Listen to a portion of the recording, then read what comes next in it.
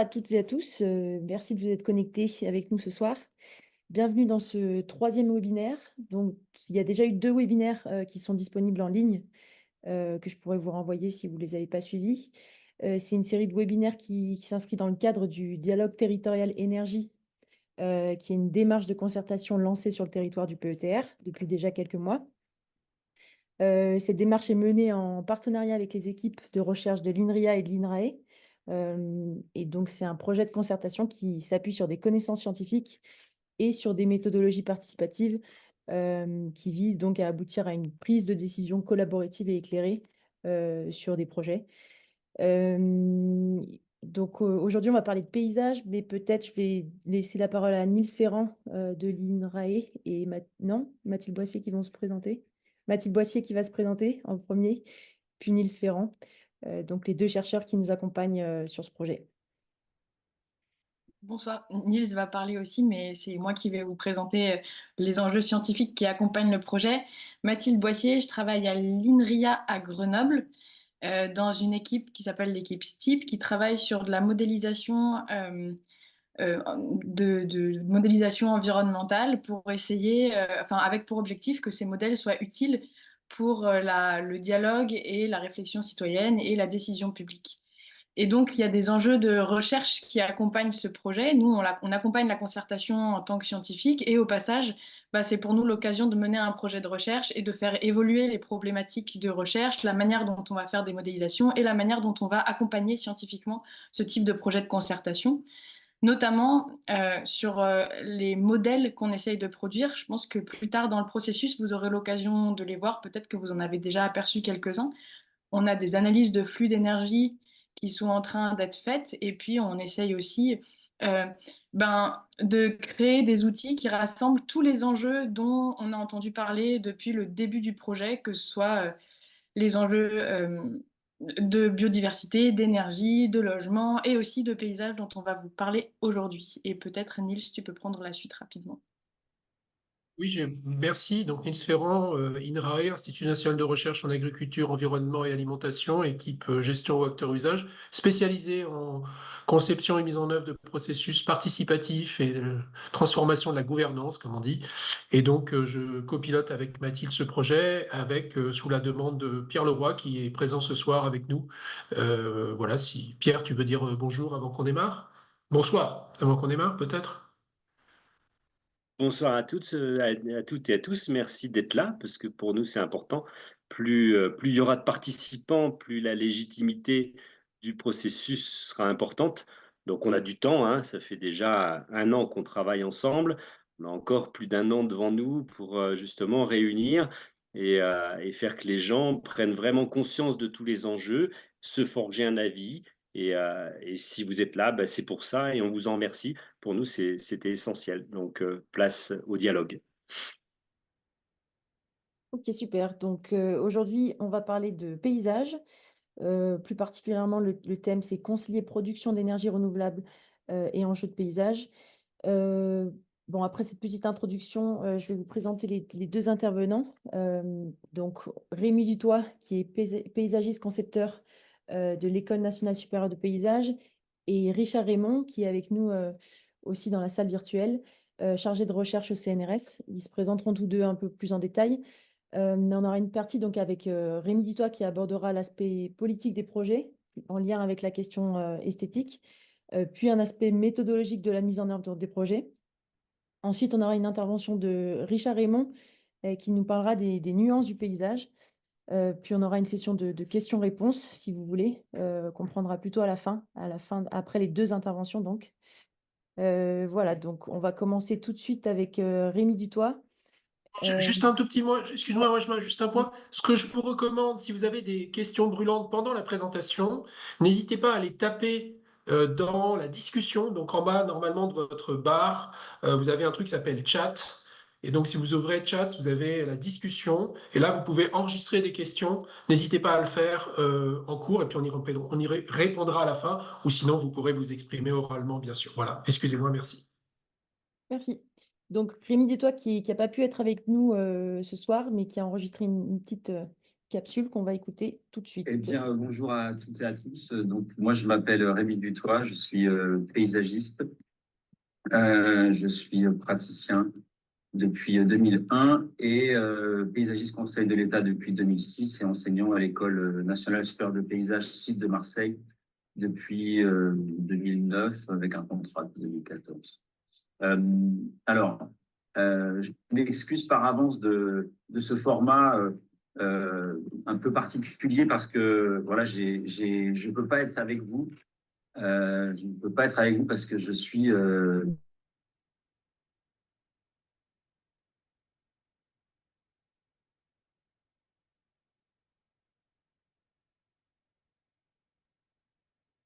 Wajma, on n'a plus de son. Je vais prendre, moi, un petit temps pour vous raconter, à travers diverses expériences, comment est-ce que je perçois la question des énergies renouvelables, plus particulièrement le photovoltaïque au sol, à travers, à travers à la fois des missions de maîtrise d'œuvre que j'ai pu réaliser récemment et à la fois aussi à travers une activité de conseil qui m'a donné à voir et à porter des avis sur de nombreux projets. En effet, moi, je suis praticien, je suis paysagiste concepteur depuis 2001, comme je vous le disais. Et depuis 2006, paysagiste conseil de l'État, j'ai été le paysagiste conseil de l'État intervient pour les services de l'État 2 jours par mois. Et j'ai été successivement pendant 9 ans dans les Hautes-Alpes, pendant 8 ans dans les Alpes-Maritimes, et donc depuis 2 ans, je suis en Corse du Sud. C'est des territoires qui sont ensoleillés et donc avec beaucoup d'espaces naturels, ruraux. Et évidemment, la question des énergies renouvelables se pose beaucoup sur ces départements.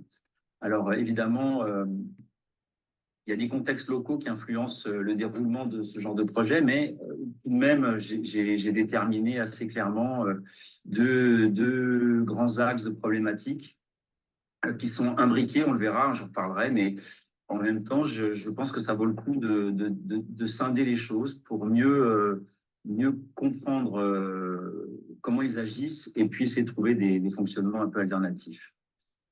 Voilà. La première chose en fait qui me semble importante, c'est de dire que les projets d'implantation des énergies renouvelables produisent des nouveaux paysages. Donc, à partir de là, ils les transforment.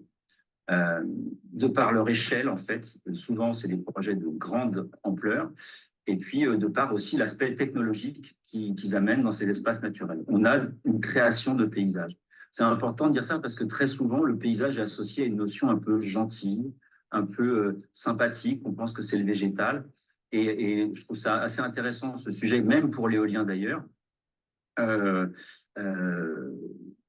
n'y a absolument aucun lien avec le végétal dans le paysage qui est associé à un projet d'énergie renouvelable.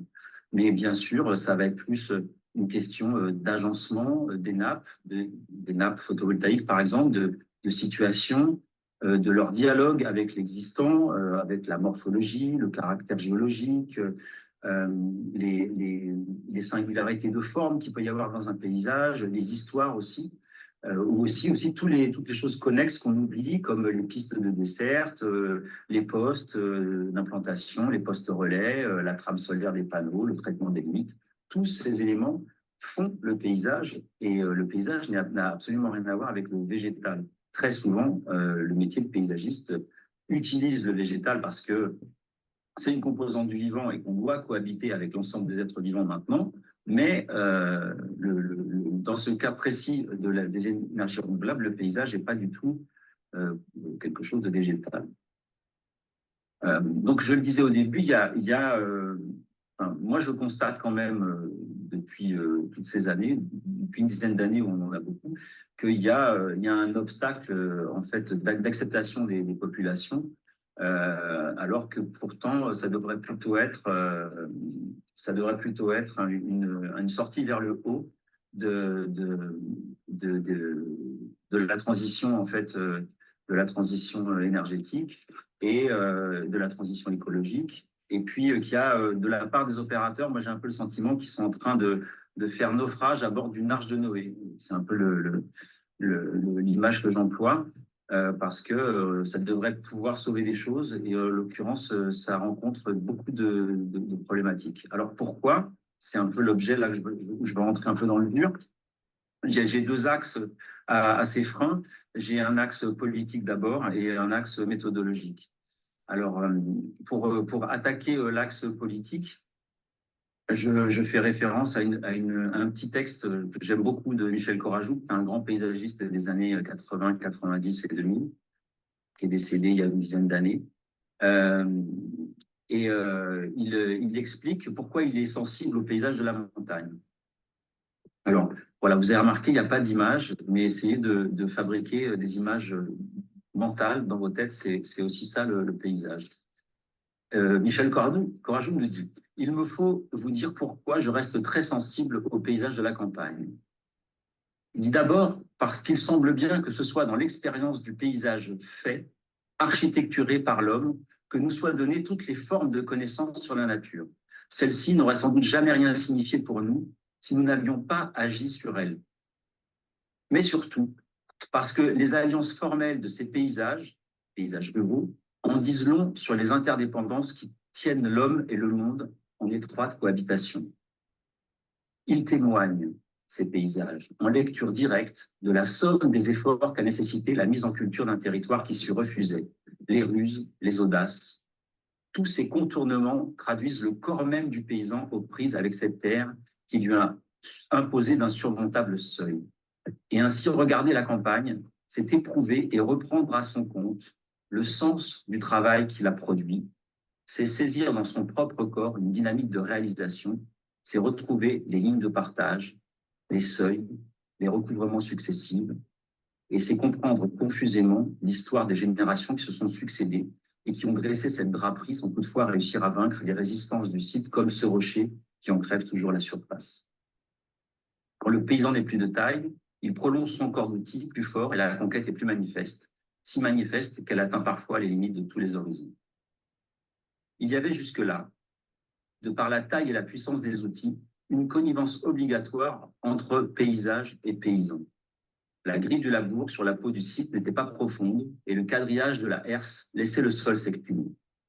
Cet immense effort de géométrie, d'économie, loin de pouvoir nier le site, le rendait plus manifeste encore. Le rapport de politesse au site dans lequel le paysan s'est trouvé obligé donne à ces géométries un air de nature, une nature magnifiée. Voilà.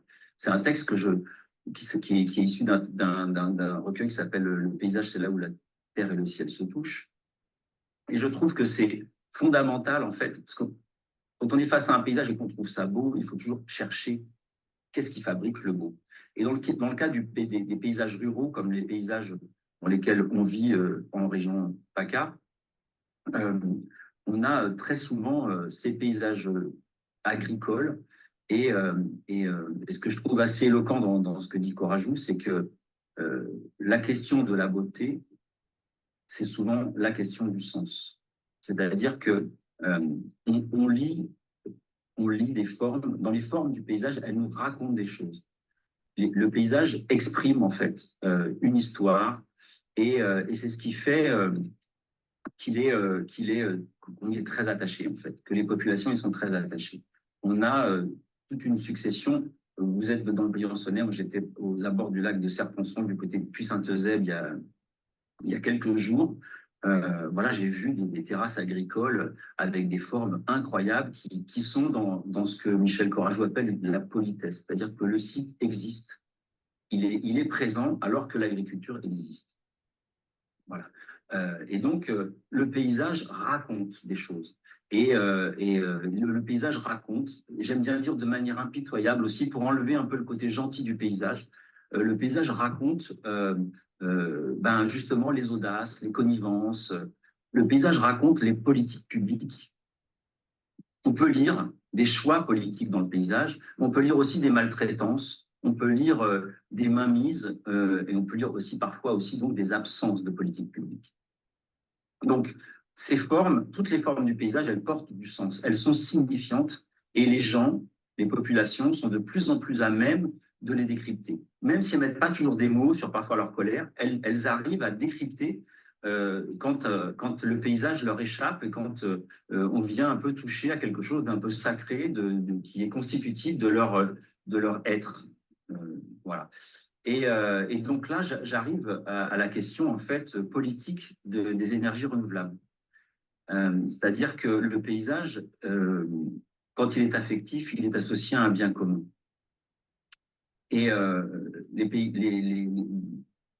quand on parle avec les gens du paysage, en fait, très souvent, on vient à parler d'eux. Et tout d'un coup, un projet privé, en fait, vient imposer une forme. On revient à la question de la forme par rapport aux questions des formes agricoles.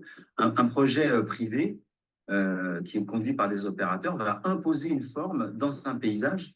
Et cette forme, qu'est-ce qu'elle raconte? Très souvent, elle raconte que l'objectif, c'est du profit. Ce n'est pas vraiment un projet, c'est plutôt un produit. Et donc, on a des formes qui correspondent à des formes cadastrales, on reviendra après sur cette question-là, et qui racontent la mainmise privée d'un paysage. En exagérant un peu, mais pas tant que ça, je raconte assez souvent que c'est les paysages qui font des bras d'honneur. C'est un euphémisme. Voyez, et les personnes ont ça sous les yeux et c'est très, très difficile. Pour vous donner un peu de chiffres très rapidement, et pour prendre un exemple local que je connais bien, j'ai sur la communauté de communes où j'habite, Fort-Calquier-Lure, 2 projets photovoltaïques privés. Eh bien, un de ces 2 projets photovoltaïques privés suffirait à alimenter les 10 000 habitants et les commerces qui sont sur cette communauté de communes. C'est-à-dire qu'avec un projet photovoltaïque de 15 hectares, on peut subvenir à des besoins de 10 000 habitants. Ça, c'est les chiffres que j'ai eus par Énergie Partagée. Et qui sont aussi, même si même plus, j'ai des articles de la Provence qui font le point là-dessus. Ça veut dire une chose, ça veut dire que, vous voyez, c'est pas la même chose qu'un opérateur arrive et impose une forme.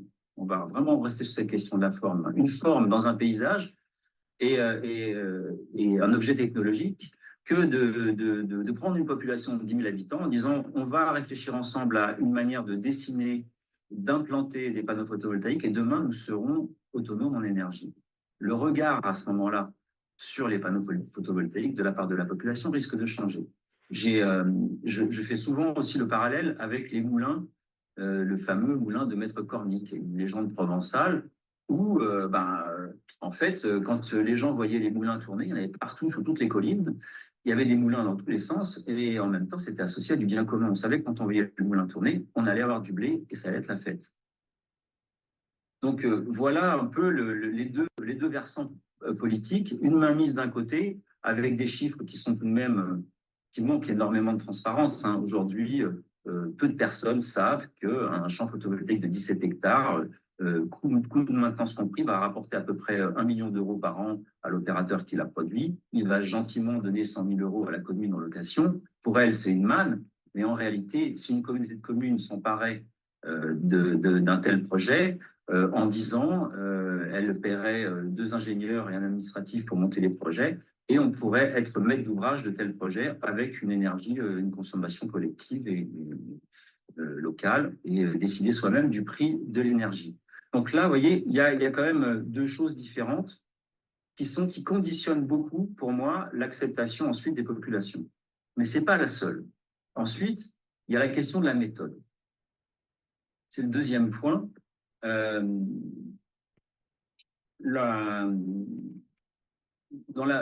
Sur la question de la méthode, je distingue en fait 2 situations d'implantation de photovoltaïque. Ce que j'appelle d'abord les projets en table, qui sont en fait sur des plans horizontaux, et on dirait des lacs. Vous voyez, c'est des projets qui sont vus de face, c'est plutôt une ligne. Il faut prendre de la hauteur pour les distinguer. En général, quand on est terrien, ces projets-là, on les voit pas, on les voit très peu. Donc, ils ont finalement assez peu d'impact. Et puis, plus important, les projets en tableau. Et les projets en tableau, c'est ceux qui vont être sur des plans inclinés, alors évidemment plutôt au sud, sud-est, sud-ouest, enfin plutôt orienté sud en général. Eux, par contre, ils ont une vue frontale comme un tableau, ils ont une vue frontale sur leur forme et sur leur insertion. Donc, bon, on pourrait se dire que à ce moment-là, dans les projets en table, la question de la forme, elle n'est pas tellement importante. Mais tout de même, comment est-ce qu'elles naissent, ces formes, en fait? Alors, elles naissent d'une manière un peu particulière. Tout d'abord, il y a un premier point que j'aime soulever à chaque fois, c'est que quand on fait un tel projet, il y a une étude d'impact et que c'est quand même assez étonnant que les études d'impact soient pilotées par les opérateurs. Je pense qu'on a un problème de crédibilité qui se pose d'emblée. Vous voyez, si on reprend un peu notre aiguillage du début avec le projet, est-ce que c'est un projet privé ou un projet public? Si c'est un projet privé et qu'en plus, donc, c'est le privé qui fait l'étude d'impact, il y a un problème de crédibilité qui se pose d'emblée. Mais ensuite, la façon dont les projets arrivent, en fait, c'est des projets qui arrivent par défaut. C'est-à-dire que l'opérateur va prendre une très grande surface, une quarantaine ou une cinquantaine d'hectares, et puis il va procéder par exclusion. Il va dire, là, il n'y a pas assez de soleil. Là, il y a une zone protégée impossible. Là, on est dans un périmètre classé. Là, il y a une co-visibilité trop importante avec en face. Il va y avoir comme ça toute une série d'exclusions et on va finir par arriver à un projet qui fait 17, une vingtaine d'hectares. C'est des moyennes.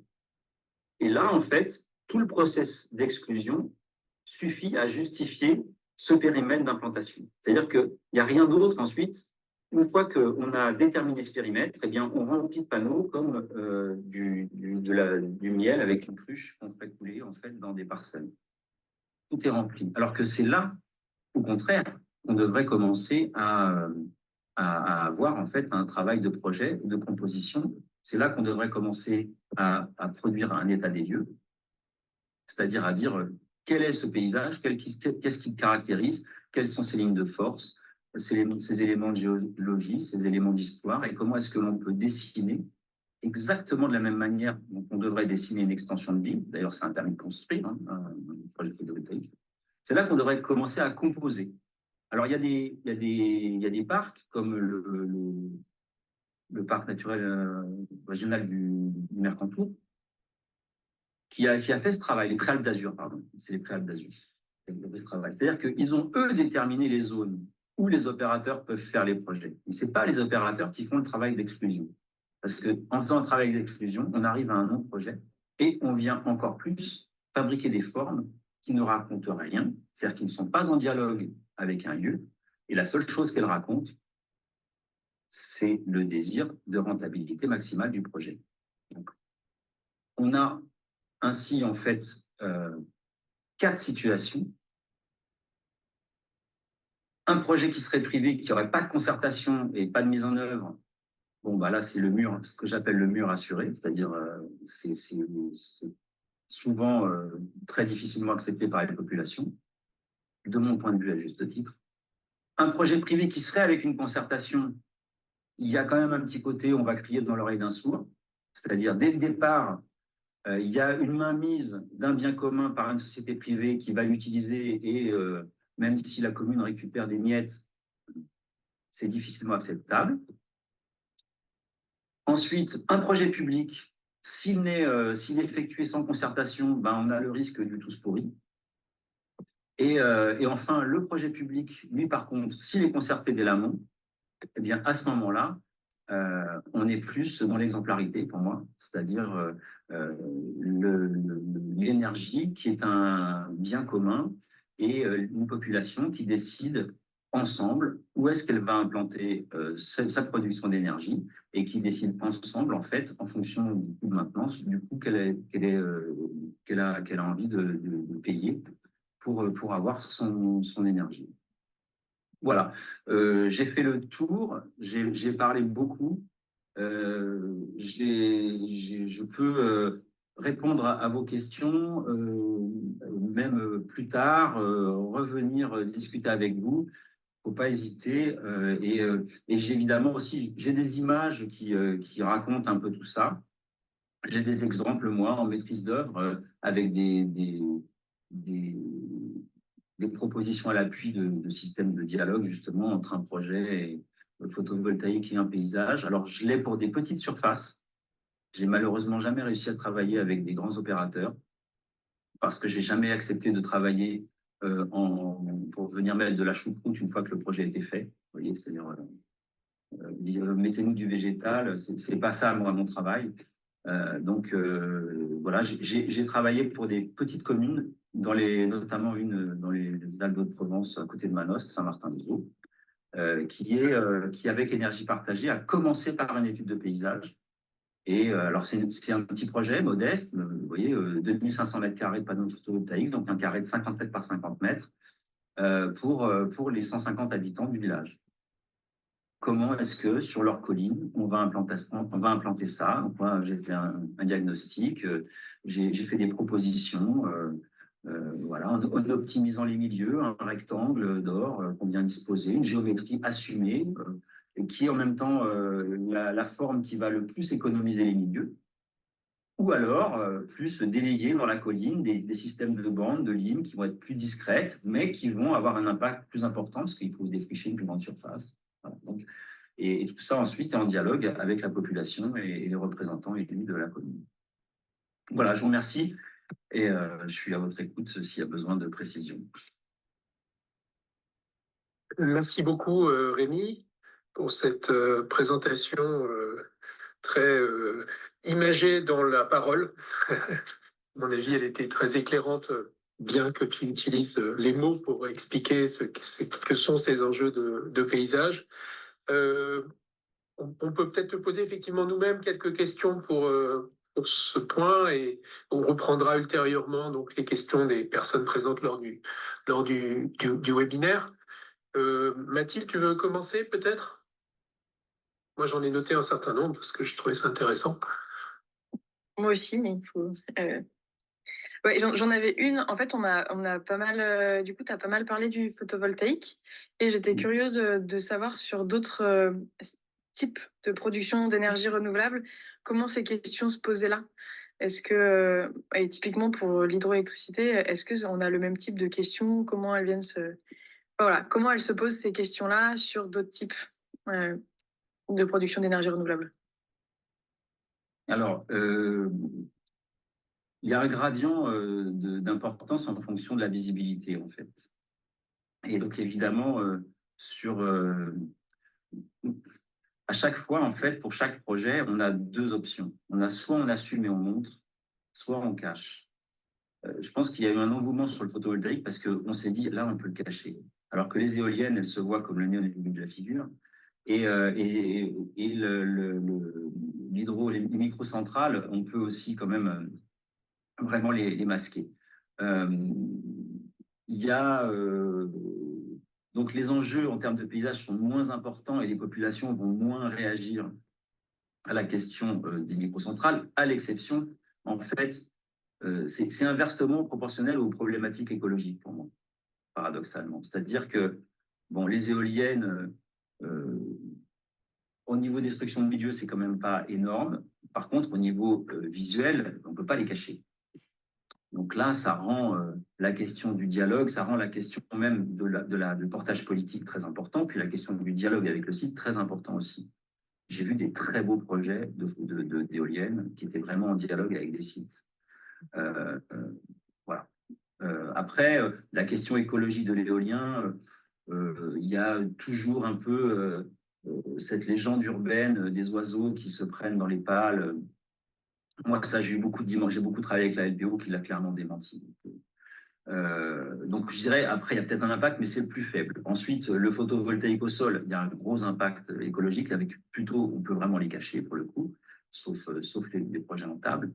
Et puis, les projets, enfin, de microcentrales, où là, il y a un enjeu écologique très important par rapport aux questions des seuils, en fait, qu'on laisse dans les torrents et à toute la faune qui habite, en fait, les rivières. Voilà, on ne peut plus passer à côté. On est garant, enfin notre survie sur la planète est garant d'une certaine diversité qui doit être maintenue. Et si on a des projets qui l'érodent, c'est une vision assez court-termiste. Donc il faut être très prudent. Voilà. Alors, j'ai des projets d'éolien. J'ai plutôt travaillé en conseil sur des projets éoliens. Il y a là aussi je pense, des erreurs à ne pas commettre. L'éolien étant une énergie qui est aujourd'hui très peu présente ou absente dans le territoire sur lequel on travaille, c'est moins le sujet. Je relancerai un tout petit peu la question que posait Mathilde complémentairement sur la question du bois énergie, de la biomasse énergie. Est-ce que dans ton expérience, tu as eu à traiter la question de l'impact d'une certaine gestion forestière, de prélèvement de bois dans un territoire, sachant qu'ici, on ne peut pas parler d'une exploitation de type coupe rase, bois blanc, pour des questions de bois énergie. Hein, c'est pas sur ces thématiques-là en général que la question se pose. Mais est-ce que tu as un peu d'expérience aussi sur cette troisième dimension énergétique qui est le biomasse énergie, bois énergie, qui ça peut être aussi d'ailleurs sur simplement des typologies de culture qui sont spécifiquement dédiées des agrocarburants, par exemple. Euh, alors non, j'ai peu d'expérience. J'ai juste, moi, ma simple vision où je, je pense, enfin, moi, les données que j'ai, c'est que le rendement énergétique du bois est quand même assez faible. Et pour faire de l'électricité, on entend. Les biocarburants, j'ai du mal à comprendre en fait. Moi, mais j'ai du mal à comprendre le fait qu'on mette des terres agricoles pour fabriquer du carburant, quoi. En fait, je me dis qu'on a une préservation. Elles sont déjà suffisamment malmenées, hein. Les chiffres là qui sont apparus avec le ZAN, en fait, donnent quand même un peu l'échelle de la façon dont les terres agricoles disparaissent. Si ces terres-là, on les conserve pour faire du carburant, il y a quelque chose que j'ai du mal à comprendre. Mais bon, voilà. Je crois que le bois énergie sur le territoire, c'est avant tout des choses beaucoup plus simples. Hein. C'est du bois bûche ou c'est éventuellement du déchiqueté. C'est comme ça que les questions se posent. Hein. Donc, pour moi, travailler davantage sur des zones bocagères, sur les parties bocagères, c'est les modalités d'exploitation des systèmes de haies en frêne ou des choses comme ça qui peuvent conduire à, disons, à des visuels d'exploitation particuliers. Mais le bois bûche, on va le retrouver effectivement sur certaines zones où il y a des exploitations ponctuelles. Mais je posais la question un peu par expérience. On est effectivement plutôt sur le territoire, potentiellement sur ces questions bois bûche déchiqueté, et granulé un petit peu, mais c'est similaire. Voilà. On va retrouver, alors j'ai pas une expérience là encore là-dessus, j'ai pas d'expérience de maître d'œuvre. Les paysagistes sont peu appelés sur les questions de gestion forestière. On est en train d'écrire un article là-dessus, mais c'est vrai qu'on n'est pas du tout en première ligne sur ces questions-là. Moi, ce que je pense après, c'est que s'il y a quelque chose d'assez euh, commun en fait à nos départements du Sud-Est, c'est une certaine échelle dans les paysages. Et je pense que quelle que soit la manière dont on exploite les territoires, que ce soit pour des implantations de photovoltaïque, pour de l'éolien, pour de la gestion forestière, il y a une échelle qui doit être conservée. Et on n'a pas, si on a j'ai fait une étude moi là pour le LPO et l'agence de l'eau sur les retenues collinaires. Les retenues collinaires, bon voilà, j'ai pris tout de suite les devants en me disant, attendez, il y a un peu de mesure à avoir, un peu de retenue, j'ai dit dans les retenues, quoi, parce que on peut être très vite. Moi, j'avais pas du tout envie de donner des méthodes pour pouvoir intégrer des méga-bassines dans nos territoires, quoi. C'était pas possible. Il y a une échelle de parcelles, il y a une échelle de agricole qui reste encore une échelle, je trouve, relativement humaine, où on peut sentir le corps du paysan à l'œuvre. Vous voyez, dans certaines plaines, il y a eu des grands rassemblements ou de remembrements qui font que cette échelle, elle disparaît un peu, mais tout de même, on n'est pas on a suffisamment de relief, de montagne pour qu'il y ait des contraintes qui donnent une échelle humaine. Et je pense que c'est quelque chose auquel il faut être attentif. Cette échelle humaine, elle correspond aussi à une échelle biologique, à une échelle de diversité qu'on peut concilier avec des développements. Merci. Weshma, tu avais aussi des questions. Moi, j'en ai un certain nombre d'autres, mais... Oui, moi j'en ai peut-être une petite sur la question de... Peut-être qu'on peut couper, je crois, pour enchaîner sur Raymond Richard. Oui, parce que sinon je pense que ça va durer un peu trop. Alors hop. et il y aura les coordonnées de Rémi Dutoit à la fin. Voilà. Donc, je propose que vous partagiez votre écran, Raymond, ou alors je fais avec le mien. Non, non, je vais partager mon écran. Tac, tac, tac. Alors, si je fais ça, si je fais ça, si je fais ça.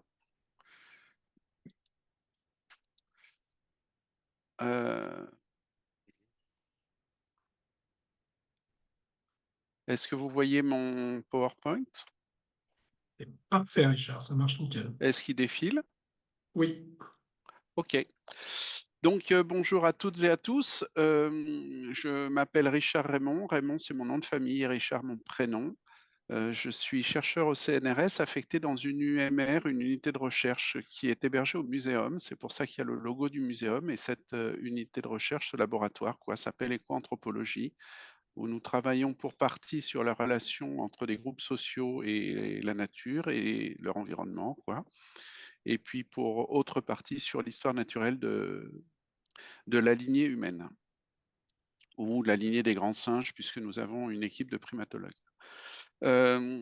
Donc moi, j'ai abordé le paysage il y a maintenant quelques années, où j'ai fait l'appui d'une politique publique particulière qui était l'Atlas des paysages, ce qui nous a pris quelques temps, et j'ai coordonné un groupe d'acteurs composé de 3 parties, la puissance publique pour un tiers, les paysagistes pour un autre tiers et les chercheurs pour un troisième tiers, pour essayer de définir le cadre d'une doctrine qui permette de décrire les paysages sur l'ensemble du territoire métropolitain, avec comme ambition d'établir une sorte de tableau des paysages de la France et puis d'appuyer ainsi les politiques publiques qui ont à voir de près ou de loin avec le paysage.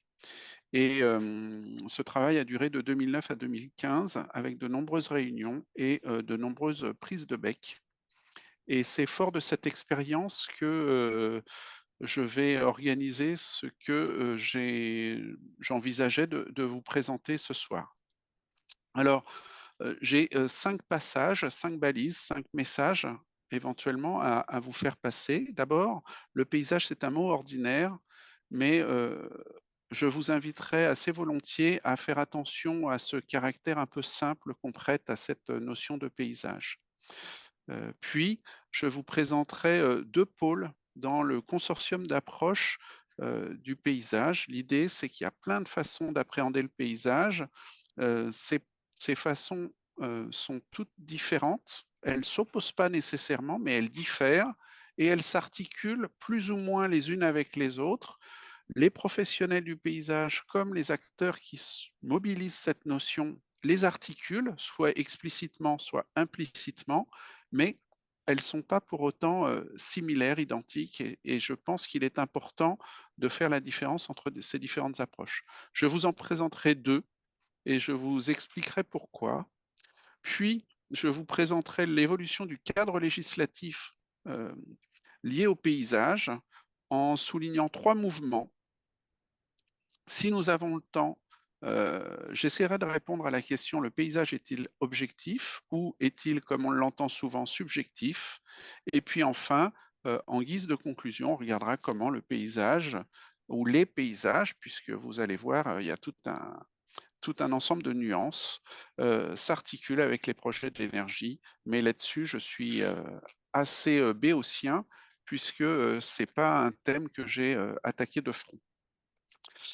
Donc, le paysage, un mot du vocabulaire ordinaire, si pour suivre le vocabulaire ordinaire, il y a un truc très très simple. On prend les dictionnaires usuels, on regarde à l'intérieur, et à paysage, on a des définitions assez simples que vous connaissez sans doute: étendue de pays ou partie de pays que la nature présente à un observateur, etc., etc. L'idée, c'est que derrière ce vocabulaire simple et cette définition qu'on a l'impression tous de maîtriser et de comprendre, eh bien, se cache une multitude de variations, une multitude d'approches, une multitude de facettes, et que cette multiplicité de facettes crée souvent des incompréhensions entre acteurs, qui pensent discuter de la même chose, qui sont engagés ensemble dans une négociation, dans une concertation autour de l'avenir d'un territoire. Et en fait, on se rend compte au fil des réunions de concertation qu'ils ne s'entendent pas, voire ils se chamaillent très fort, tout simplement parce que ils sont pas partis de la même définition, de la même acceptation du terme. Alors un exemple très simple que je donne assez fréquemment à mes étudiants, c'est la notion d'environnement. Lorsqu'on suit tout un ensemble d'enquêtes menées année après année par le CREDOC, c'est un centre de recherche qui étudie, qui fait tout un ensemble de sondages, et en particulier, il mène une enquête sur les conditions de vie et les aspirations des Français.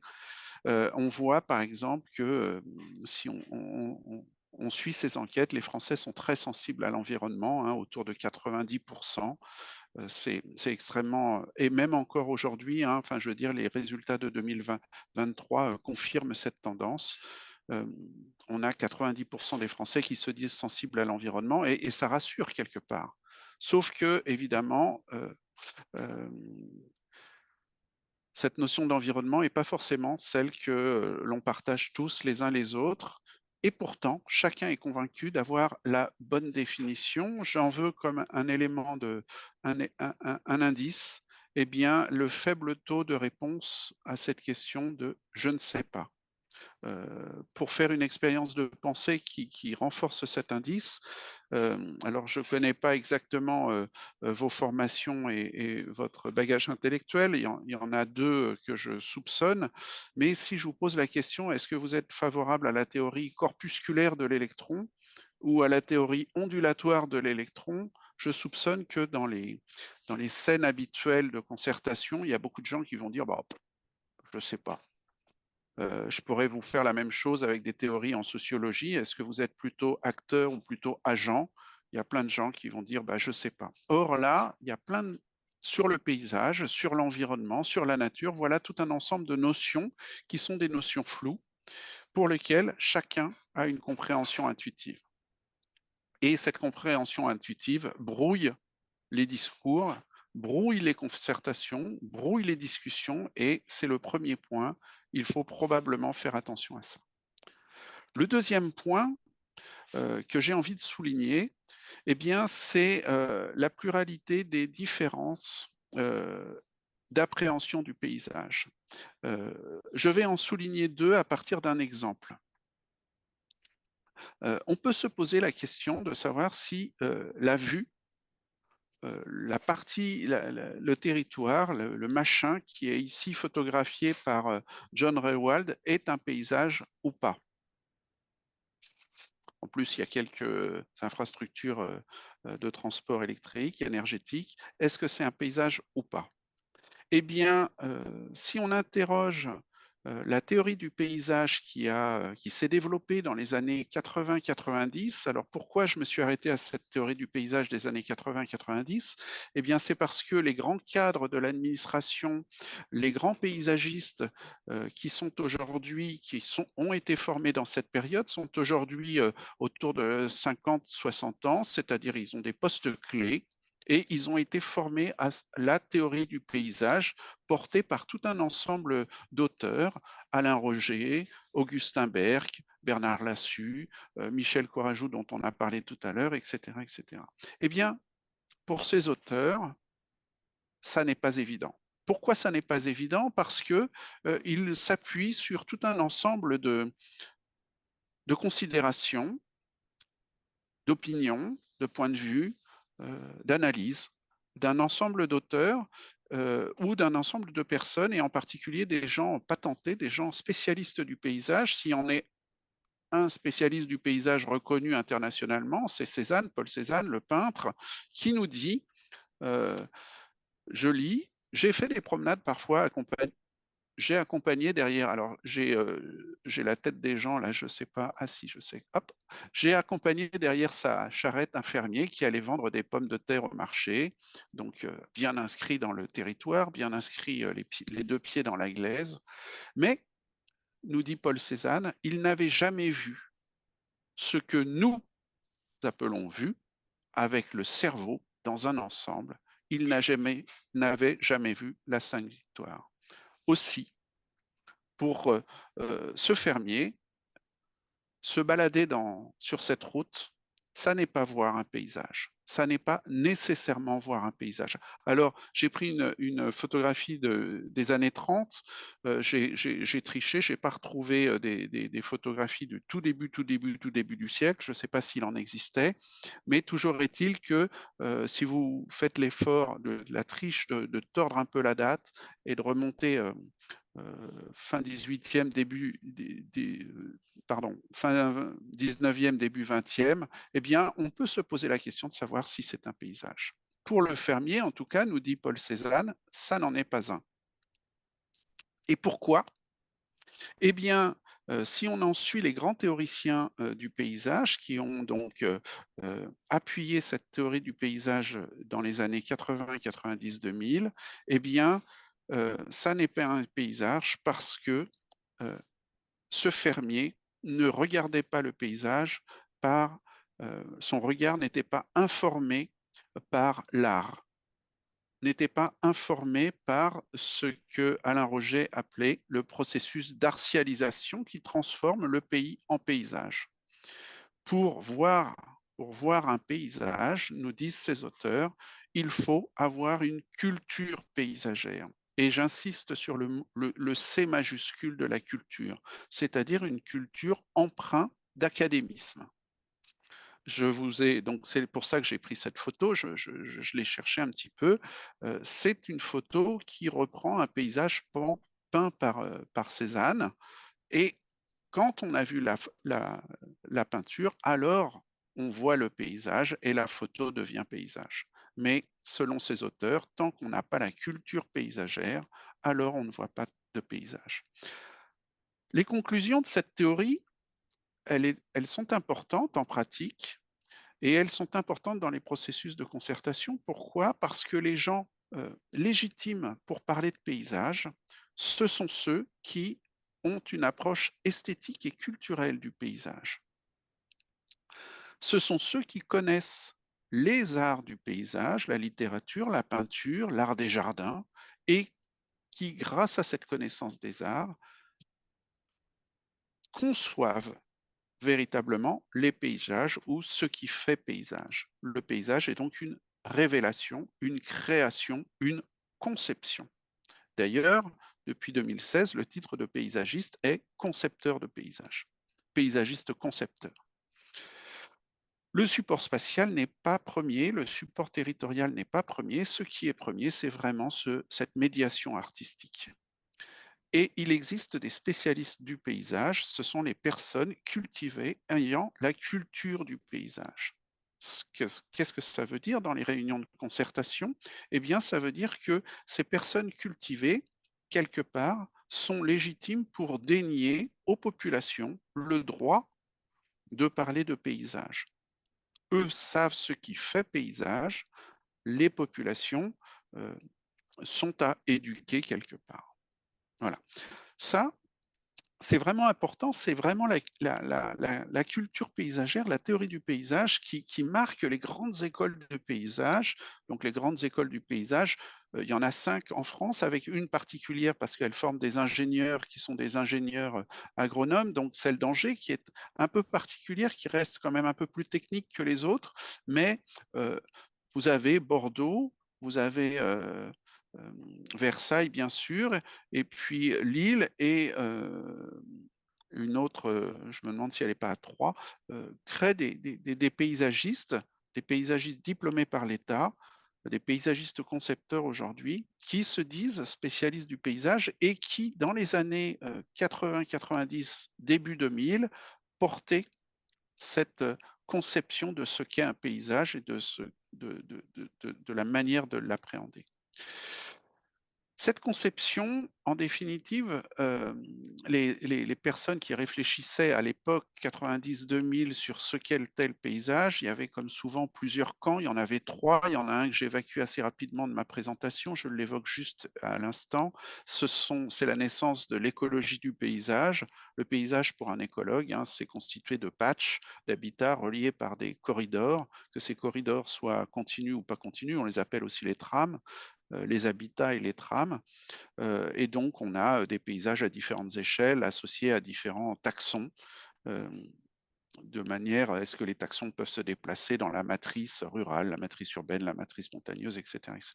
Bon, ça, c'est vraiment le côté écologie du paysage. Sur le côté culturel du paysage, on avait une autre théorie qui, en définitive, s'est incarnée dans la Convention européenne du paysage qui a été portée par le Conseil de l'Europe. Le Conseil de l'Europe, vous le savez probablement, c'est la réunion de 47 États européens qui s'appuient sur 3 valeurs, la défense des droits de l'homme, la défense de la démocratie et la défense de la prééminence du droit. À Florence, tout un ensemble de personnes se réunissent et reconnaissent, ratifient, proposent à la signature en 2000 une convention du paysage qui a été ratifiée par la France en 2006. C'est assez amusant d'ailleurs ce décalage entre 2000 et 2006, sachant que dans un des co-rédacteurs de cette convention du paysage était français. Il s'appelle Yves Luginbull et il a beaucoup œuvré pour le paysage et les politiques publiques de paysage en France. L'objectif de la Convention européenne du paysage, c'est, je vous ai mis la citation, promouvoir la protection, la gestion et l'aménagement des paysages, organiser la coopération européenne dans ce domaine. Ce qui est intéressant, c'est protection, gestion, aménagement. C'est-à-dire que la Convention européenne du paysage n'a pas uniquement une vision de protection, mais de conservation des paysages tels qu'ils étaient, les sites remarquables, mais aussi une vision de gestion et d'aménagement du territoire. On y reviendra éventuellement tout à l'heure.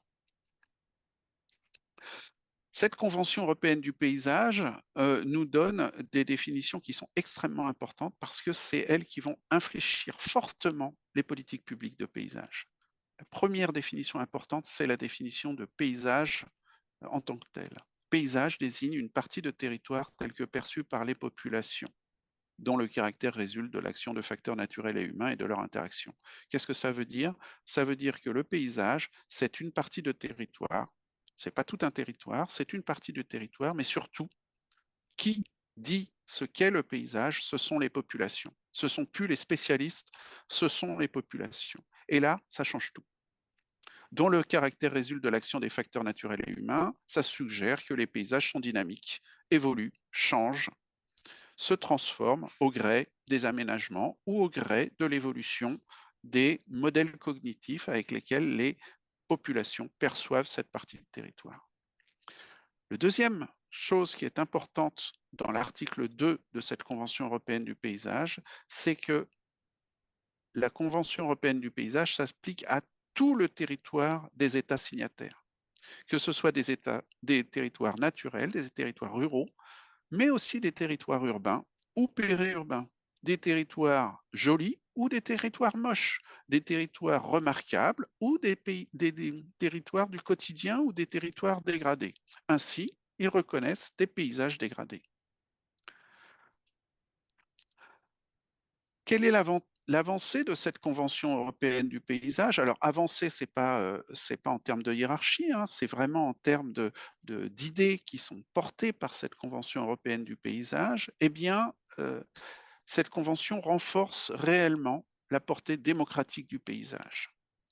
Le rôle des spécialistes du paysage doivent être alors reconsidérés. Nous avons travaillé avec une collègue qui s'appelle Marie Villot, qui est actuellement en charge du Grand Site de France ou du projet de Grand Site de France sur la péninsule du Cotentin, sur la pointe de la Hague. Nous avons travaillé un petit peu sur ces aspects et on a proposé le fait que ces spécialistes du paysage ne deviennent pas des prescripteurs, mais deviennent des révélateurs, c'est-à-dire des gens qui tentent de révéler ce qui importe, ce qui structure les perceptions de cette partie de territoire par les populations, ce qui structure les perceptions sociales. Et puis enfin, cette Convention européenne du paysage réaffirme un triptyque qui s'articule autour de projets d'aménagement, projets de transformation, territoire, là où les gens vivent, les espaces qui ont été appropriés par les populations, et paysage, qui est un mode de relation importante à ce territoire et qui peut éventuellement porter, structurer, encadrer différents types de projets, dont par exemple les projets de déploiement d'énergie renouvelable dans des territoires. Alors, une fois que je vous ai dit, j'essaye de suivre sur mon petit pense-bête. Une fois que je vous ai dit, je vous ai suggéré ces deux pôles d'attention au paysage, il nous faut maintenant les reprojeter dans le panorama, le cortège des textes législatifs qui structurent en fait l'action de l'État, mais pas que l'action de l'État, l'action aussi des collectivités territoriales, l'action publique en matière de paysage. Alors, une manière assez facile de regarder un petit peu ces aspects-là, la manière dont le paysage se diffuse dans les textes institutionnels, c'est peut-être de partir du schéma proposé par Hervé Davodo. Hervé Davodo, c'est un professeur de l'école d'Angers aujourd'hui, qui a été avant professeur à l'ENSP, l'école de Versailles en paysage, deux écoles en paysage, et qui montre clairement une double évolution, ou plutôt même une triple évolution. La première évolution, c'est une évolution sur l'emprise des politiques publiques. On passe de l'échelle du monument à l'échelle du site, jusqu'à l'échelle du grand paysage, c'est-à-dire cette portion de territoire qui peut aller jusqu'au niveau régional. Ça, c'est la première évolution. Deuxième évolution, on s'intéresse doucement à une évolution thématique. On s'intéresse à la conservation des monuments, du patrimoine, puis à la conservation de la nature, jusqu'à la conservation du cadre de vie des populations. Et puis, la troisième dilatation, c'est que les acteurs embringués dans la gestion, la conservation ou l'aménagement des paysages changent et vont d'une gestion très centralisée, appuyée sur les services de l'État, à une gestion décentralisée qui s'appuie sur les collectivités territoriales et qui, depuis, on le verra, la Convention européenne du paysage et sa traduction dans le cortège législatif français en 2016, nécessite d'embringuer les populations. Richard, on essaye de se donner encore à peu près 5 minutes, si possible. 5 minutes. Alors, je vais aller très, très vite. Grosso modo, si on doit retenir 3 étapes dans cette dilatation, je vous en propose juste 3. La loi de 1906, la loi de 1930, c'est ces 2 lois qui structurent la protection des sites inscrits, sites classés, les monuments naturels. La loi de 1993, j'imagine que vous aurez le PowerPoint, donc vous pourrez revenir dessus en lecture. La loi de 1993, portée par Ségolène Royal à l'époque, introduit une notion extrêmement importante parce que c'est le premier texte législatif français consacré explicitement au paysage et en particulier au paysage du quotidien dans toutes ses dimensions. Et puis, pour finir, je voudrais insister sur la loi de 2016 parce que c'est une loi dans son chapitre paysage qui reprend les grands principes de la Convention européenne du paysage et en particulier qui reprend la définition du paysage de la Convention européenne du paysage et qui l'inscrit dans le Code de l'environnement. Donc, qui donne aux populations la légitimité pour définir ce qu'est le paysage pour elles. Comme la Convention européenne du paysage, cette loi concerne tout le territoire et tous les paysages et place les populations au cœur des politiques du paysage. Et en particulier, il y a quelque chose d'important, c'est que cette loi reprend la définition, ou presque la quasi-définition des objectifs de qualité paysagère de la Convention européenne du paysage, qui sont ces objectifs de qualité paysagère, la formulation par les autorités compétentes pour un paysage donné des aspirations des populations en ce qui concerne les caractéristiques paysagères de leur cadre de vie.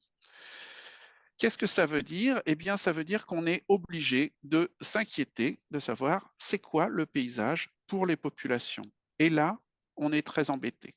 Et là, on est très embêté parce que si on perd l'autorité du paysagiste pour dire ce qui fait paysage, on est obligé de consulter les populations et les populations sont extrêmement variées. Et donc, il faut trouver, sinon une vision commune, au moins une une manière d'articuler les différentes visions. Je termine juste sur ces deux diapositives, deux images. Voilà des paysages qui sont très loin de chez vous, hein, puisque c'est des paysages de la pointe du Cotentin. Eh bien, si on a une lecture de ces landes littorales par les acteurs du territoire, les acteurs focalisés sur la conservation de la biodiversité vont plutôt remarquer le développement d'une ptéridée sur ces landes littorales et l'effacement progressif de la bruyère et des ajoncs. Et donc une perte de biodiversité, une perte d'habitat remarquable. Les acteurs du tourisme, du développement économique vont remarquer le circuit de randonnée et valoriser ce paysage avec sa ptéridée ou sans ptéridée, peu importe, pour son caractère sauvage, pour son caractère ressourçant, comme espace de loisirs. Les acteurs qui sont focalisés sur le patrimoine vont regretter que dans ces landes abandonnées, les murets de pierres sèches qui sont un des patrimoines de la Hague s'effondrent ou sont gagnés par la végétation. Les agriculteurs vont y voir des terres non pâturables par leur bétail au risque de se casser la patte. Donc, il y a ces lectures différentes qu'il faut articuler et c'est probablement autour de ces lectures différentes que les concertations doivent se structurer. Ce sur quoi je voudrais insister, c'est vraiment sur la nécessité de trouver les moyens de révéler ce qui importe pour les différentes populations qui composent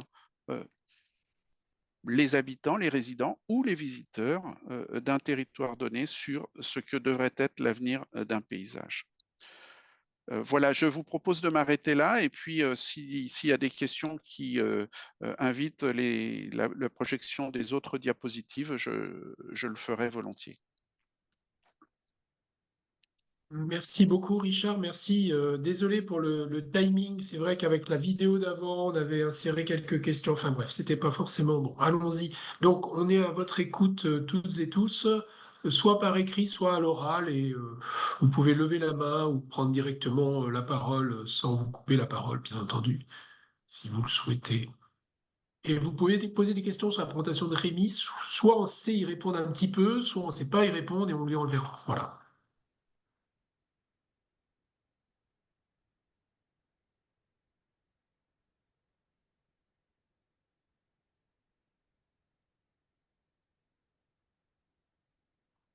On peut peut-être relancer déjà sur un commentaire de Louis Vol. Louis, est-ce que vous voulez juste revenir sur votre petit commentaire de tout à l'heure? Votre micro est coupé, Louis. Votre micro est coupé.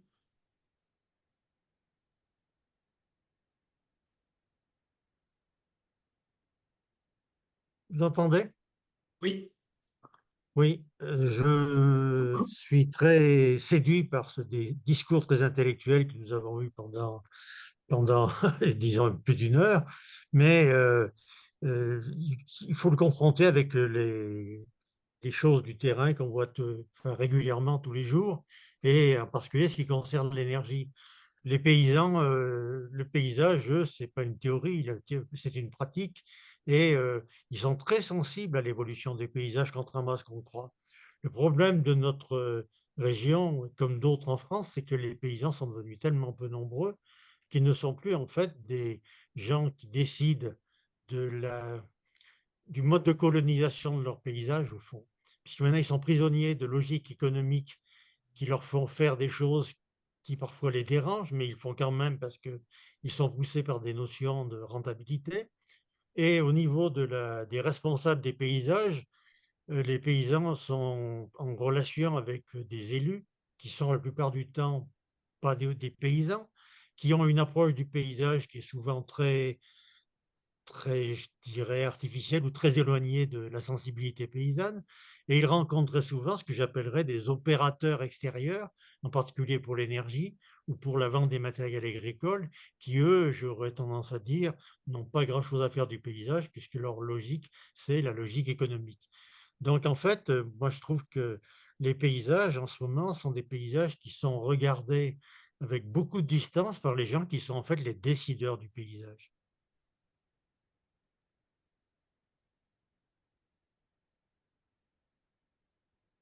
Richard, est-ce que tu veux répondre? Oui, ce que vous dites renvoie à. Alors, oui, j'aurais dû le dire ou insister dessus, renvoie à l'éternel dilemme. Est-ce que le paysage, c'est le résultat d'un ensemble d'actions? Voilà, c'est un produit. Ou est-ce que le paysage est un projet? Ce qui est intéressant avec l'optique à la fois des paysagistes, d'ailleurs qu'ils viennent de la théorie du paysage des années 90-2000 ou de la Convention européenne du paysage, c'est que le paysage devient projet. Et en devenant projet, il peut répondre aux aspirations des populations. Encore faut-il que les populations formulent ces aspirations. Alors, les occupés, hein, les objectifs de qualité paysagère sont normalement des parties obligatoires pour les parcs naturels régionaux, doivent être compris dans la charte des parcs naturels régionaux, mais pour tous les autres territoires, soit sous forme d'objectifs de qualité paysagère, soit sous forme de thématiques paysagères, ça doit être compris dans les SCOT et les PLU.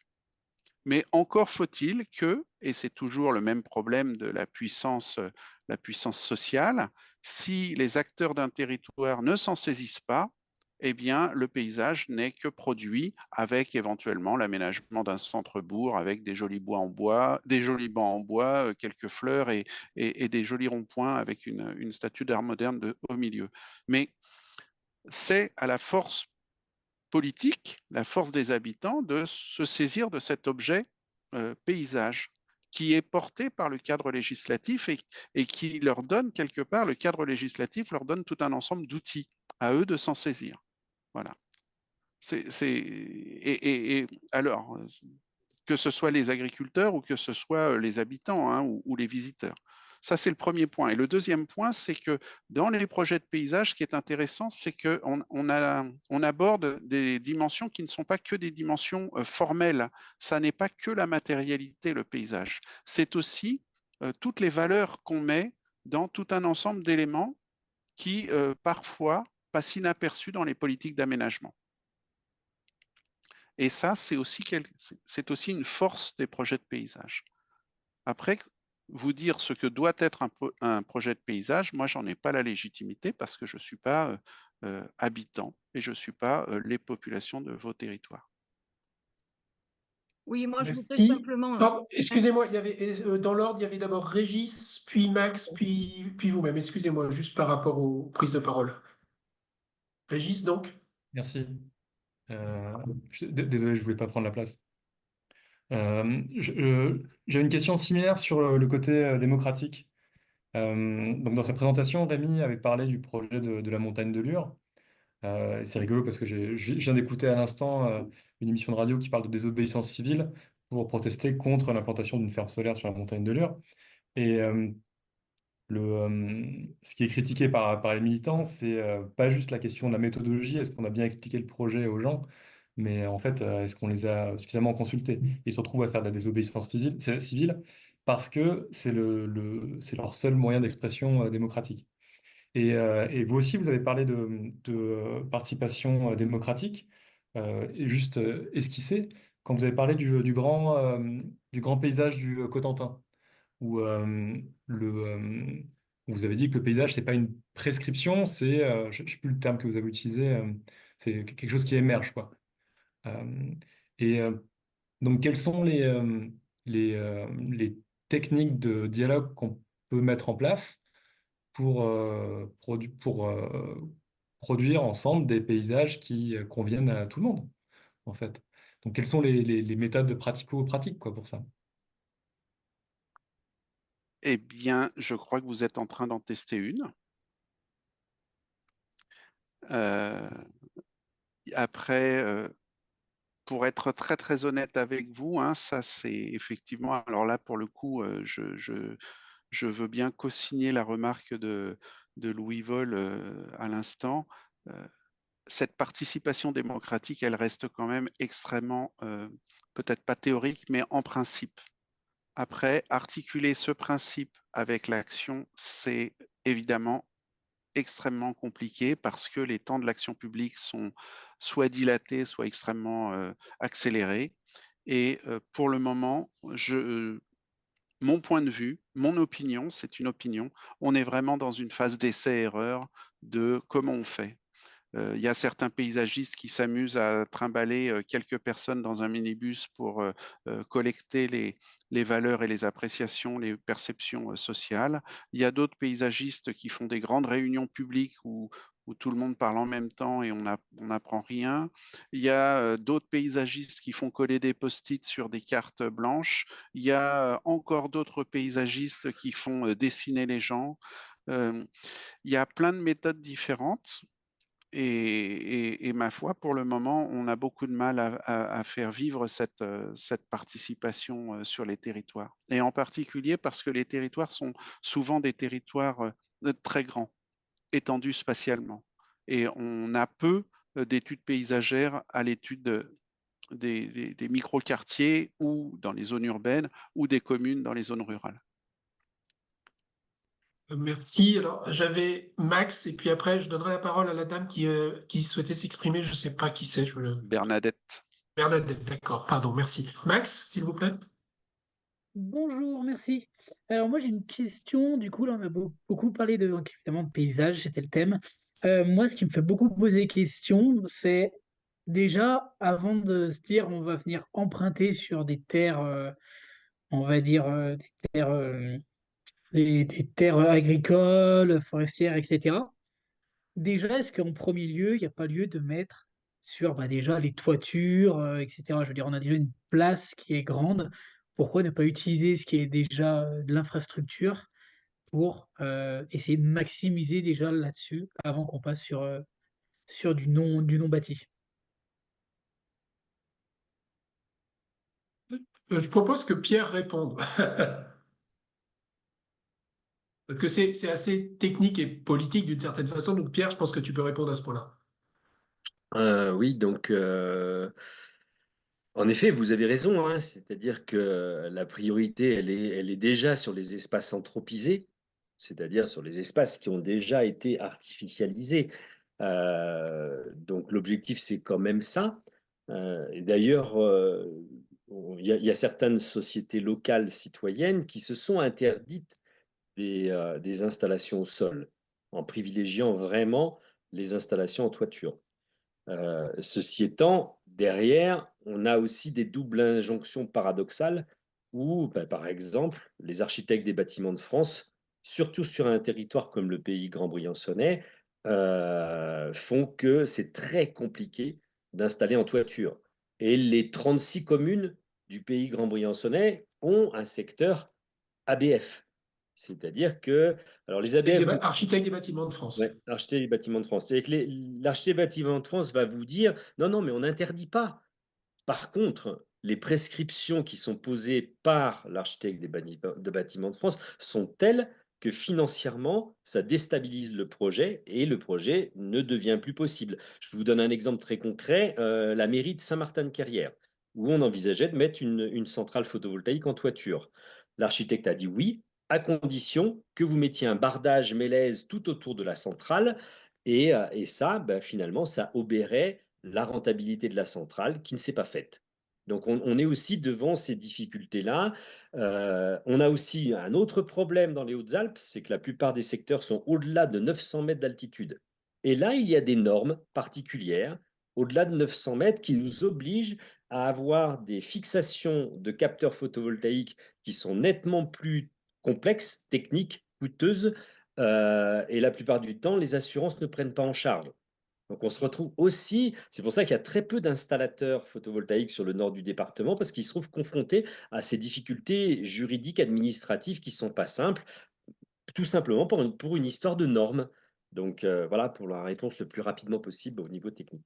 Merci Pierre. Alors, je vais redonner la Oui. parole à Bernadette, puis je te redonnerai la parole après pour ton point complémentaire. Bernadette, On en s'il vous plaît. parlera samedi de ces aspects-là. Samedi Oui, matin. venez sur le terrain samedi, oui, tout à fait. Vous êtes tous bienvenus et invités pour la visite de terrain qui est prévue. Bernadette. Oui, bonsoir. Moi, je voulais simplement réagir à un petit peu tout ce que je viens d'entendre, là, notamment sur l'importance de la population pour définir les paysages.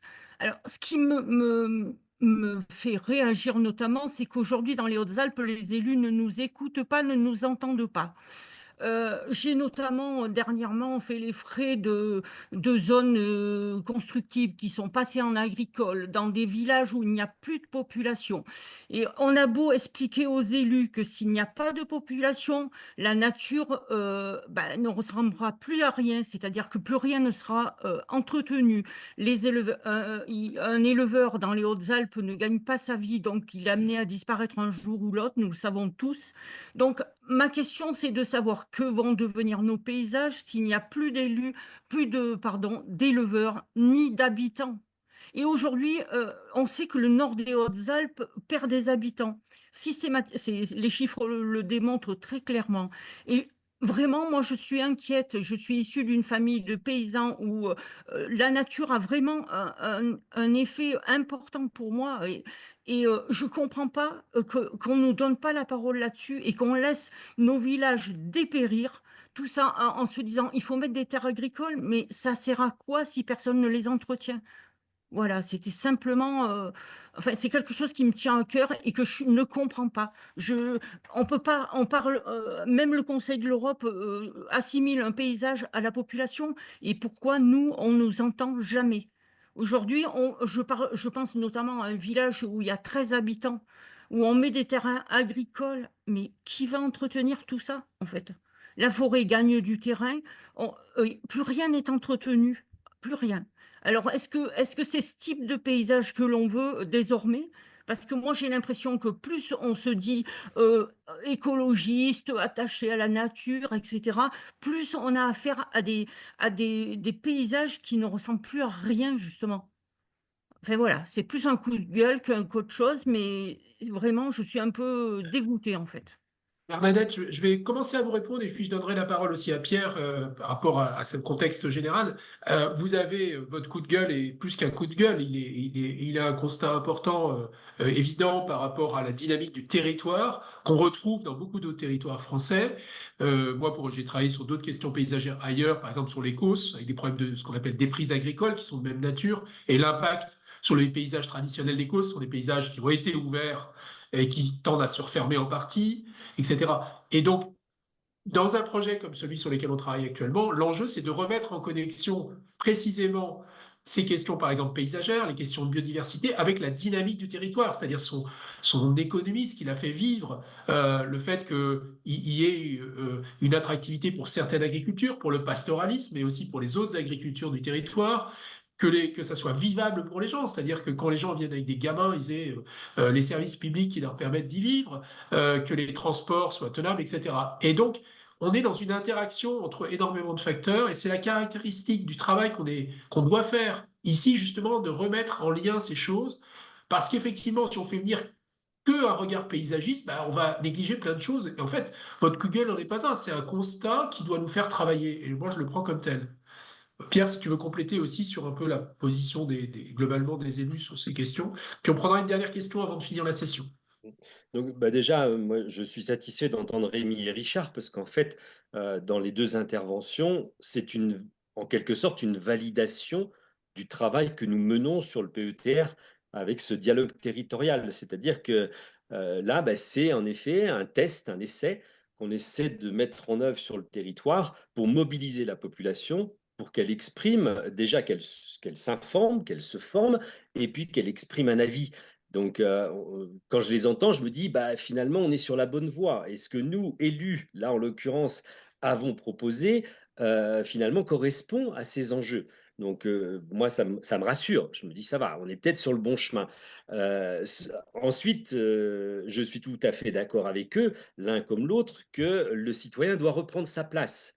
Et là, en l'occurrence, ce n'est pas que de la responsabilité de l'élu, c'est aussi de la responsabilité du citoyen d'aller vraiment s'investir dans les moments où ils sont sollicités. Et il y en a des moments où ils sont sollicités. C'est pas toujours simple, je suis bien d'accord, mais ça existe.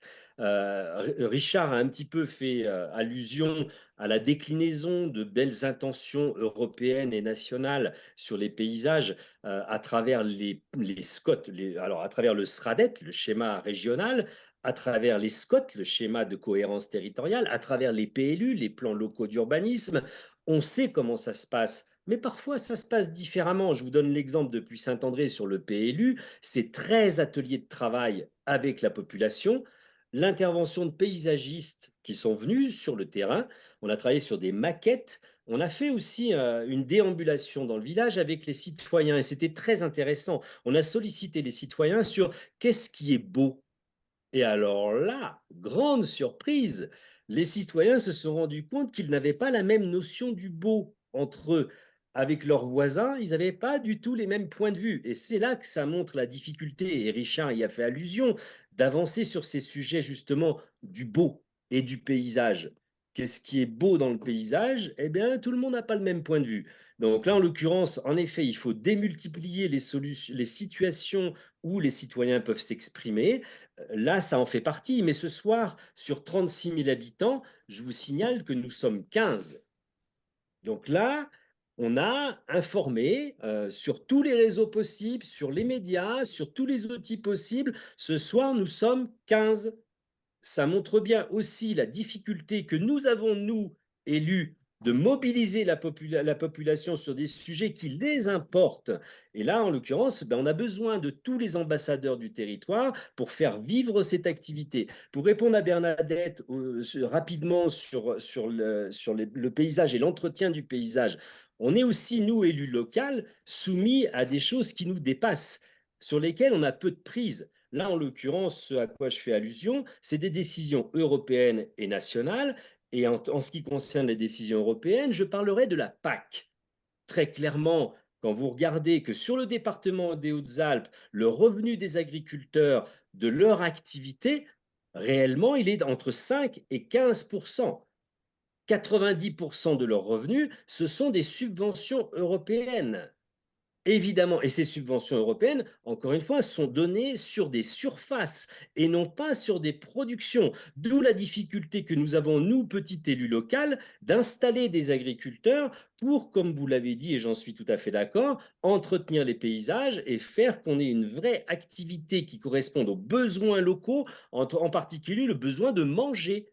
Donc, c'est un vrai sujet. Je pense que les SCOT et les PLU sont les bons outils. Faut-il arriver encore à ce que les citoyens se mobilisent là-dessus et qu'on arrive à pénétrer ces outils-là? Le petit Pierre, je compléterai simplement, je l'ai écrit, que ce que tu viens de dire ne concerne malheureusement pas les maraîchers qui ne sont pas dans la même configuration d'aide européenne. Et c'est une des questions sur l'aspect alimentation locale. Très bien. Est-ce qu'il y aurait une toute dernière question avant qu'on conclue parce qu'il est tard et on est en retard sur notre horaire officiel? Bien, Richard, est-ce que tu veux rajouter une dernière chose avant qu'on close cette session? Non, juste peut-être un petit vent d'optimisme. 15 sur 36 000 habitants, c'est pas si mal que ça, hein. J'habite un quartier de Paris et nous sommes 70 000 dans notre petit quartier et nous faisons des réunions de quartier à moins de 15. Ça nous arrive. Voilà, voilà. Merci. Mais oui, tout ça est compliqué. Je pense que de toute façon, c'est quand même un mot d'ordre qui a circulé face aux dernières élections. Il y a cette espèce d'engagement au quotidien et en continu à maintenir si on veut que la démocratie reprenne un sens qui soit un sens autre qu'un sens procédurier et s'exprimer uniquement lors des concertations, que ces concertations soient des votes ou que ces concertations soient des moments formels où on enferme des gens dans une salle où on les fait déambuler. Je pense qu'il y a une émulation quotidienne et continue à avoir. Et ce que je voulais dire, pourquoi j'ai insisté tant sur la Convention européenne du paysage, c'est qu'elle est, d'abord, c'est au niveau du Conseil de l'Europe, ça a été ratifié par la France, donc la France est censée normalement suivre cette convention. Elle a été inscrite dans la loi de 2016, donc quelque part, ça donne des outils. Voilà. Mais les outils, on peut aussi les laisser dans la caisse à outils. On peut s'en Merci. servir ou les laisser dans la caisse à outils. Et ça, c'est à tout un chacun de savoir s'il est s'en saisit ou pas. Enfin, moi, je voudrais quand même rajouter que oui, le PLU, c'est effectivement un bon élément, mais aujourd'hui, priver des terrains de construction alors qu'on a besoin d'habitants, moi, je trouve ça très négatif pour notre région, en fait. Vraiment. Je trouve ça dommage. Et voilà, bah, on est face à toutes les difficultés et les tensions qui peuvent exister entre effectivement les enjeux, les questions, et c'est un peu là-dessus qu'on doit travailler. Donc, Bernadette, Mais j'espère qu'on aura... un village Allez-y. sans habitants, Eh oui, c'est un village qui va disparaître. Donc, est-ce mais que c'est ce que l'on veut pour les Hautes-Alpes? En même temps, vous le savez, les communes du nord du département, un certain nombre sont aujourd'hui à plus de 80 de résidences secondaires. Donc c'est un autre sujet, on ne va pas ouvrir la boîte de Pandore, Mmh. mais c'est quand même, en termes d'aménagement du territoire, le sujet là sur lequel, en effet, Oui, mais ça prouve bien que nos élus ont fait une préférence sur le côté touristique des Hautes-Alpes au détriment non, des gens qui y habitent, à l'année. et non, ils n'en ont pas le choix, c'est la loi française. Mais Ouais. on pourrait en Mais reparler, je quoique, pense, oui, on en reparlera. on en reparlera parce que c'est un vrai sujet. Tout à fait. je vous invite donc, si vous le pouvez, à venir samedi. Wajma a remis les informations dans le site et Wajma, je te laisse conclure et je vous remercie toutes et tous pour votre présence. Je remercie Richard et Rémi qui n'est pas là, mais donc si vous avez des questions, n'hésitez pas à nous les renvoyer. Bonne soirée. Bonsoir. Bonsoir. Et pour la visite terrain, donc il n'y a pas de covoiturage, mais on sait, donc comme j'ai dit à certains, c'est possible si vous me dites d'où vous partez. Moi, j'essaierai d'organiser ça pour vous. Voilà, bah, merci à tous pour votre présence. Tu Et peux dire le lieu de rendez-vous et l'heure? ouais, c'est à 8h30 au parking de Carrefour, Briançon, zone sud. Donc on part à 8h30, enfin on part à, voilà, entre 8h45 et 9h. On a un petit temps d'introduction, présentation à 8h30, donc il faut bien être à l'heure. Il faut apporter un casse-croûte aussi, un petit pique-nique, parce c'est une journée assez dense et on essaye de limiter les temps de transition. Donc voilà, il y a 3 temps distincts. Je vous ai mis le lien dans le chat. On partira pour une balade autour des milieux aquatiques avec différents enjeux présentés par les intervenants. Ensuite, on aura un temps dédié au solaire et photovoltaïque et thermique. Et on terminera par la visite de la microcentrale de la Chappe avec EDSB. Voilà. Et on terminera par une discussion. Et une discussion ensuite, tous ensemble, un débrief et discussion entre les parties prenantes et avec les citoyens. Voilà. Voilà. Bah, merci beaucoup. Merci. Bonsoir. Et à bientôt. Bonsoir. Au revoir à toutes et à tous. Merci. Bonne soirée. Merci de cette invitation. Merci de la participation, c'était super intéressant. Et bonne soirée. Bonne soirée.